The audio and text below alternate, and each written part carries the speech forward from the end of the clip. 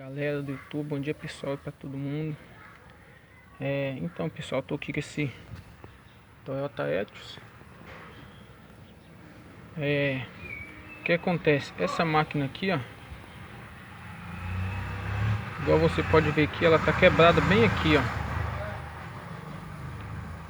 Vou ver se consigo mostrar vocês aqui. Tá ruim, tá?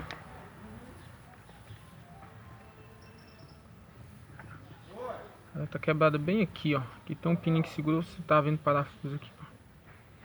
Só que acontece, quando você aciona o botão para ela descer, desce beleza. Mas quando você aciona o botão que para subir, o que acontece? Tá quebrado aqui, esse motor pega, joga para trás, o vidro não sobe. Aí galera,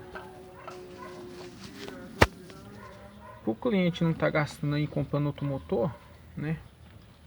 Tá sem condição no momento, o que você pode estar fazendo? No caso aqui eu vou fazer essa adaptação aqui, ó.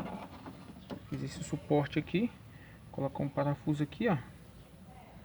Aí escolhe aqui, quando ele for acionar, que ele jogar para trás, aí ele vai ficar firme, não vai tá saindo aí e fazendo aquele barulho e vai estar subindo aí o vidro. Beleza aí, pessoal? Então às vezes você pega um carro aí que tá com algum problema, igual esse aqui tá com o suporte do motor quebrado, tem como aí tá fazendo as adaptaçãozinhas aí e até o cliente aí tá comprando uma peça nova aí. Beleza aí, pessoal? Aí fica essa dica aí. Valeu, até mais. Se inscreva no canal, dê o like aí, beleza, galera?